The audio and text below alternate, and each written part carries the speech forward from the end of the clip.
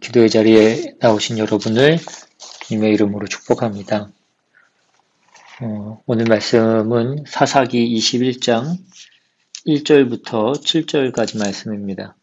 사사기 21장 1절부터 7절까지 같이 보겠습니다. 이스라엘 사람들이 미스바에서 맹세하여 이르기를 우리 중에 누구든지 딸을 베냐민 사람에게 아내로 주지 아니하리라 하였더라. 백성이 베델에 이르러 거기서 저녁까지 하나님 앞에 앉아서 큰 소리로 울며 이르되 이스라엘의 하나님 여호와여 어찌하여 이스라엘에 이런 일이 생겨서 오늘 이스라엘 중에 한 지파가 없어지게 하시나이까 하더니 이튿날에 백성이 일찍이 일어나 거기에 한 제단을 쌓고 번제와 화목제를 드렸더라. 이스라엘 자손이 이르되 이스라엘 온 지파 중에 총회와 함께하여 여호와 앞에 올라오지 아니한 자가 누구냐 하니 이는 그들이 크게 맹세하기를 미스바에 와서 여호와 앞에 이르지 아니하는 자는 반드시 죽일 것이라 하였음이라. 이스라엘 자손이 그들의 형제 베냐민을 위하여 뉘우쳐 이르되 오늘 이스라엘 중에 한 지파가 끊어졌도다. 그 남은 자들에게 우리가 어떻게 하면 아내를 얻게 하리요? 우리가 전에 여호와로 맹세하여 우리의 딸을 그들의 아내로 주지 아니하리라 하였도다. 아멘. 오늘 본문은 우리가 지난번에 살펴본 그 레위인의 첩이 죽어서 그 시신을 12토막을 내서 각 지파로 보냈던 그 12토막 사건의 처리를 위해서 그 모인 그 미스바 총회의 마지막 모습을 그리고 있습니다. 이스라엘 11지파 동맹군과 베냐민 지파가 전쟁을 벌이게 됐고 결국 세 차례의 전투에 걸쳐서 결국은 동맹군이 기브아를 비롯한 베냐민의 모든 성읍을 다 불태우고 베냐민 지파 전체를 다 도륙하게 됩니다.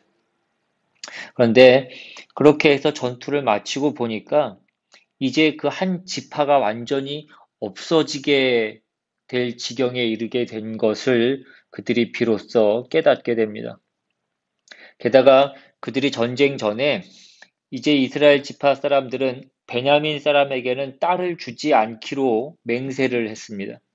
그래서 오늘 보면 3절에 보면 이스라엘의 통곡이 나옵니다. 이르되 이스라엘 하나님 여호와여 어찌하여 이스라엘에 이런 일이 생겨서 오늘 이스라엘 중에 한 지파가 없어지게 하시나이까.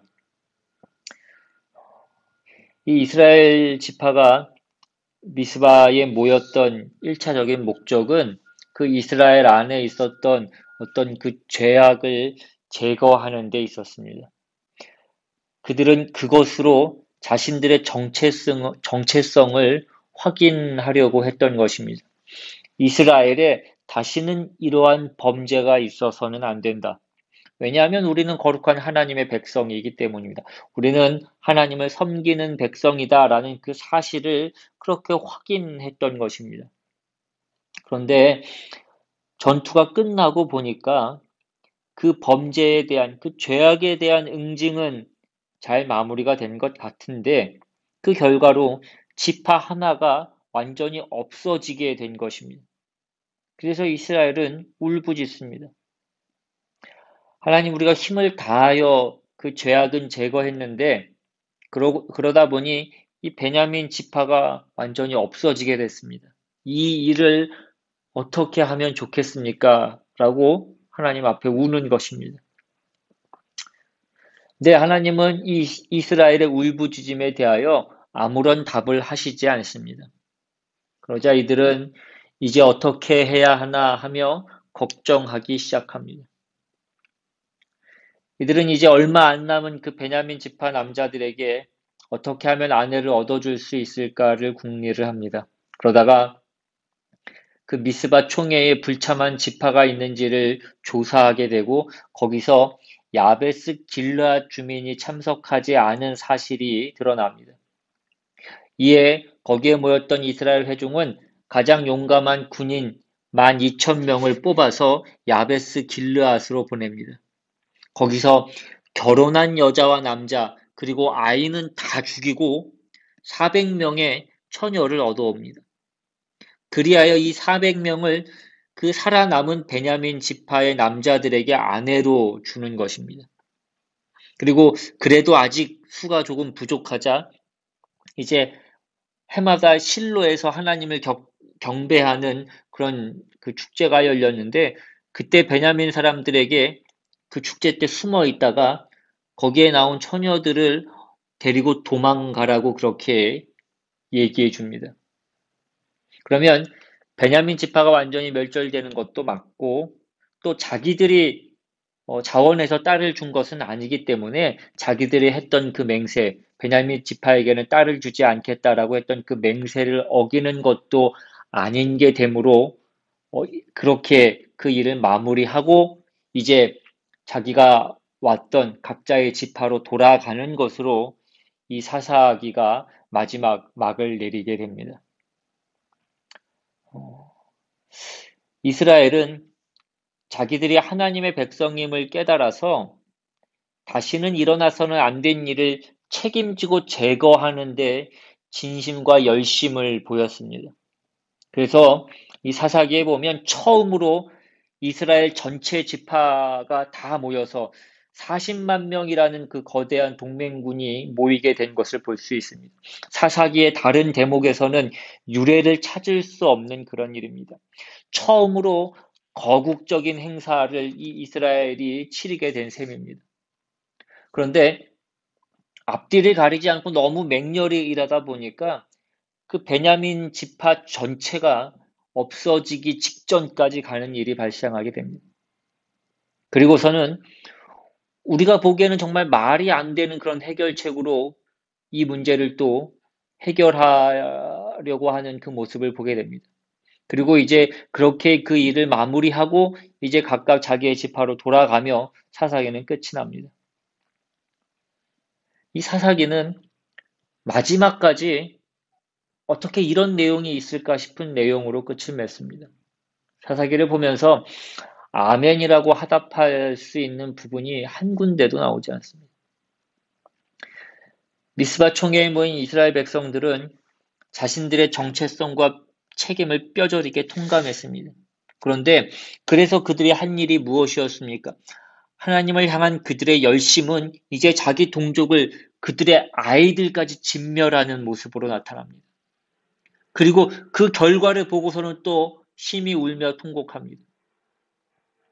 이 일을 통해서 이스라엘이 만들어낸 것이 무엇입니까? 폭력을 휘두르고 분노를 폭발하여 응징한 것으로 도대체 무슨 유익을 끼치고 있습니까? 하나님을 믿는 자로서의 진정한 정체성이 여기 어디에 담겨 있습니까? 성경은 너희가 내세운 명분과 너희의 진심과 열심이 만들어내고 있는 그 모순과 비극을 보아라 라고 우리에게 말씀하고 있는 것입니다. 여러분, 이것은 인류 역사 내내에 반복되어 온 이야기입니다. 스스로 옳다고 생각하는 일을 이루기 위해서 역사 내내 인류가 썼던 방법은 이러한 폭력과 기만입니다. 말로 해서는 듣지도 않고 설득해도 그것이 먹히지 않으니 결국 폭력을 동원합니다.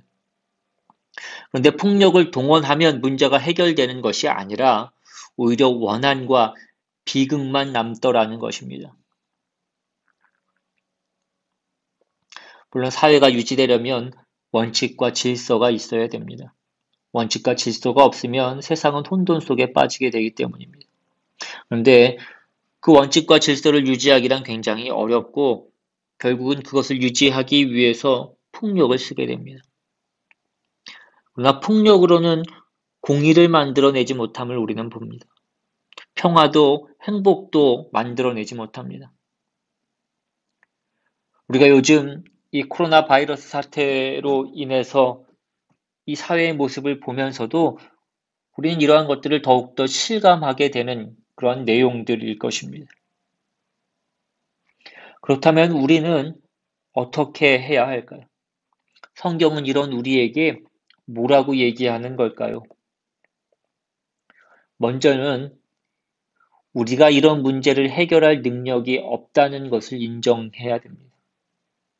이런 공경을 해결할 능력이 우리에게 없다는 것을 고백하지 않는 이상 인류 역사와 인생은 가치를 지닐 수 없습니다. 인류 역사와 인생의 가치는 해결책을 찾는 데 있지 않고 우리의 한계를 아는 데 있기 때문입니다. 우리의 한계를 알게 될 때 이 세상이 우리의 영원한 집이 될 수 없으며 우리는 세상이 주는 것으로 만족할 수 없는 존재라는 것을 실감하게 되는 것입니다. 우리는 다 인생을 살면서 저것이 답일 것이다 라고 해서 그것을 얻기 위해서 애를 쓰고 또 그것을 얻기도 했지만 그것이 답이 아니었다라는 것을 우리는 늘 경험하면서 살아갑니다. 그것이 역사와 인생을 통해서 발견하게 되는 가치입니다. 마땅한 도리를 지켜야 된다, 진심을 바쳐야 된다 이런 말이 틀린 것은 아닙니다. 우리의 당연한 책임입니다. 그러나 이 당연한 책임을 다하기 위해서 우리가 하는 일들은 이기적이며 늘 이해관계에 얽혀 있습니다. 그러므로 우리가 마땅한 도리를 행하기 위해서는 먼저 하나님을 알아야 합니다.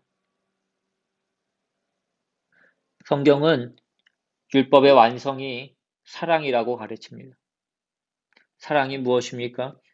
사랑은 오래 참고, 사랑은 온유하며, 시기하지 아니하며, 사랑은 자랑하지 아니하며, 교만하지 아니하며, 무례히 행하지 아니하며, 자기의 유익을 구하지 아니하며, 성내지 아니하며, 악한 것을 생각하지 아니하며, 불의를 기뻐하지 아니하며, 진리와 함께 기뻐하고, 모든 것을 참으며, 모든 것을 믿으며, 모든 것을 바라며, 모든 것을 견디느니라. 사랑에는 아주 중요한 두 가지 요소가 있는데, 하나는 상대를 위하는 것이고, 또 다른 하나는 기다려 주는 것입니다. 이처럼 사랑은 상대가 있어야 되고, 시간이 필요합니다. 사랑에는 상대와 상대를 위하는 나라는 인격이 존재합니다. 그러나 법은 누구를 위하지 않습니다. 법과 원칙에는 인격이 없습니다. 그런데 우리는 법이나 원칙과 같이 이 인격이 없는 개념에만 몰두하는 바람에 오늘 본문과 같은 그 비극이 우리의 삶 가운데 여전히 끊임없이 일어나고 있는 것입니다. 우리는 서로 사랑해야 합니다. 기다려줄 수 있어야 되고 상대방을 존중해 줄 수 있어야 합니다. 지금 판단으로 보면 그는 당장 벌을 받아야 될 만큼 가망이 없는 존재일지 모르지만 시간이 지나면 사람은 변하게 되어 있습니다. 꼭 나쁜 쪽으로만 변하는 것은 아닙니다. 자라나게 되고 크고 성숙하게 됩니다. 어른이 되어가는 것입니다. 여러분, 우리의 인생은 한계와 억울함과 원치 않는 장애를 직면하는 데서부터 시작하는 것입니다. 우리가 매일 만나는 일상에서 이러한 도전에 응하여 실력을 쌓으며 살다가 우리는 주일에 모이는 것입니다. 근데 주일에 잠깐 힘을 얻을 뿐 다시 돌아간 일상에서는 다만 소모되고 마는 인생이라면 우리에게 그 예배는 그냥 짧을수록 좋은 것일 것입니다. 이렇게 온라인으로 예배를 드려도 아무런 부족함이 없을 것입니다. 그러나 우리가 예배드리고 기도하고 찬송을 불러서 얻는 유익, 이것이 전부가 아니라는 것입니다. 우리의 일상은 하나님이 친히 우리를 데리고 들어가시는 훈련장입니다. 죽을 것 같은 자리, 아무도 몰라주는 억울한 자리, 그리고 턱없는 싸움의 자리입니다. 나보고 도대체 어떻게 하라고 하는 그 비명이 쏟아져 나오는 그 일들이 우리를 만들어 가는 것입니다. 그래봤자 내가 죽기밖에 더 하겠나? 이왕 죽는 거 하나님의 자녀답게 멋있게 죽어야지 하는 그 자리까지 우리는 가야 되는 것입니다. 또한 그 자리까지 우리는 가게 될 것입니다. 우리가 이런 자리까지 가기로 결심한다면 무엇이 겁이 나겠습니까? 하나님께서 죽음도 뒤집으실 수 있다고 하시는데 무엇이 겁이 나겠습니까? 하나님이 어디에나 은혜를 담을 수 있다고 하시는데 무엇이 두렵습니까? 우리 스스로 그런 그릇이 되어야 합니다. 다른 사람에게 보여주기 전에 우리 안에서 그것이 차고 넘쳐야 됩니다. 한 인간의 가치는 해결할 수 없는 도전을 포기하지 않고 겪어내는 데에 있습니다. 비록 그 문제를 해결하는 것은 아니라고 할지라도 그 일로 인해서 그 인간됨의 고유한 가치가 파괴되는 것은 거부했기 때문입니다. 여러분, 정직이 무엇입니까? 거짓말하는 것을 거부하는 것입니다. 그러면 억울해질 수도 있습니다. 그러나 그렇게 하여 자신을 더럽히지 않기로 한 그 싸움에서 승리하는 것입니다. 그렇게 자신의 존재와 가치를 지켜내는 것입니다. 우리 모두는 각각 다른 조건, 다른 정황 속에 사는 서로 다른 인생이지만 우리 모두가 직면하는 그 도전은 하나님을 알고 있는가, 그분의 위대하심을 아는가, 그분이 우리에게 무엇을 주셨는지를 아는가에 대한 것입니다. 세상에는 그 답이 없지만 우리는 그 답이 있습니다. 우리만이 그 답을 알고 있습니다. 이 모든 도전에 쉽게 응할 수 있는 사람은 아무도 없습니다. 그러나 우리의 영혼 깊은 곳에서 이 도전에 응하여 우리는 그 성령의 길을 선택해야 합니다. 우리는 하나님께 종종 이렇게 항의할 수 있습니다. 하나님, 대체 나한테 왜 그러십니까? 저는 정말 하나님을 위해서라면 순교까지 각오하고 있는데 왜 현실은 이 모양입니까? 거기에 하나님이 답하십니다. 네가 선교하러 나간다고 설치지 말고 네가 있는 그 자리에서 죽어 나가라. 우리는 이러한 시시한 일상에서 우리가 쩔쩔매면서 살기보다는 차라리 선교지에 가서 장렬하게 죽겠다라고 그렇게 하나님한테 반항합니다. 그러나 하나님은 거듭 말씀하시는 것입니다. 지금 네가 있는 그 자리에서 죽어나가라는 것입니다. 우리가 지금 있는 이 자리가 선교지고 하나님과 함께 일하는 위대한 자리입니다. 그것을 잊지 마시기를 바랍니다. 하나님 일하심의 공평함과 매일 더 깊이 찾아오시는 그분의 성실하심 속에서 이제 눈을 뜨고 하루하루의 은혜를 담아내실 수 있기를 바랍니다. 그래서 우리의 삶이 공포가 아니라 명예라는 사실을 아는 그런 우리 모두의 인생이 되실 수 있기를 주님의 이름으로 축원합니다. 우리 시간 오늘 말씀 기억하시면서 함께 기도하며 나아가기를 원합니다. 우리가 예수를 믿으면서 살아간다는 우리의 현실이 녹록하지 않습니다. 그러나 그것은 위대한 일입니다. 우리가 만나는 모든 장애, 고난, 억울함은 다 위대하게 사용될 소품입니다. 우리 안에 하나님이 이루시고자 하는 위대함과 자랑과 영광이 드러나도록 하나님이 우리를 그렇게 묶으신 것이라고 믿습니다. 내가 살아가는 삶, 내가 서 있는 자리, 내가 겪는 인생 속에서 하나님이 우리와 함께 하시며 우리와 동행하십니다. 그래서 하나님의 자녀라는 명예를 담아 하나님께서 살아계시며 일하고 계신다고 세상 앞에 우리의 삶으로 보일 수 있게 하나님이 그렇게 만들어 주실 것입니다. 이것을 기억하시면서 우리의 삶이 그런 삶이 되게 해달라고 이 시간 함께 기도하며 나아갑니다.